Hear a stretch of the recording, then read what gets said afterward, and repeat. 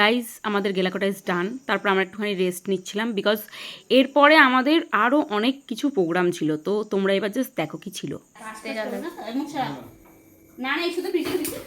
আমি বললাম কাছে কাছে কাছে কাছে হচ্ছে happy birthday to you, happy birthday to you, happy birthday dear ভাই, happy birthday to you. Dear ভাই বলেছি, তাই তো বলছি ডিয়ার ভাই। হ্যাঁ চলে আসো। বাহ সুন্দর দেখেছি। একটু লাগিয়ে দেওয়া হচ্ছে, দিদি লাগিয়ে দিচ্ছে সুন্দর করে। দিদি নাক সিটকাচ্ছে, নাকটাকে এবার দিদির গালে লাগিয়ে দেওয়া হচ্ছে, দিদি এদিকে লাগাচ্ছে। হ্যাঁ ভাইয়ের বার্থডে ছিল, তো আমরা ছোটো করে একটুখানি সন্ধ্যাবেলা সেলিব্রেট করি। তো আমি এখানে কেকগুলো পিস পিস করে নিচ্ছিলাম, আর লোকজন সব আশেপাশে দাঁড়িয়ে ছিল। আর তোমাদেরকে একটা কথা বলি, যেহেতু বর্ষাকাল, ওর জন্য আমার বাড়িটা একটু অ্যাডজাস্ট করে নিও, চারিদিকে জামা কাপড়। তো এরপর প্রীতি কি করে দেখো।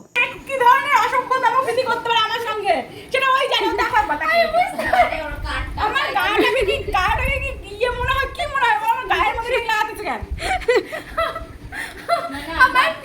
মানে প্রীতি এটা করতে পারলো, মানে ও খেতে খেতে আমার গায়ে, মানে জাস্ট বলার আছে, আমার কিচ্ছু বলার নেই।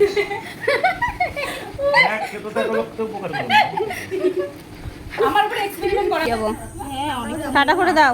টাটা টাটা টাটা সবাইকে টাটা টাটা। বাস এই যে এসছে, একজনের মুখে একজন মনে হচ্ছে টাটা, আর একজনও টাটা, আর একজন বার্থডে বয়ও টাটা। চলো টাটা এভরিবডি। লাইফে এইভাবেই ডোন্ট কেয়ার বলে এগিয়ে যেতে হবে গাইজ।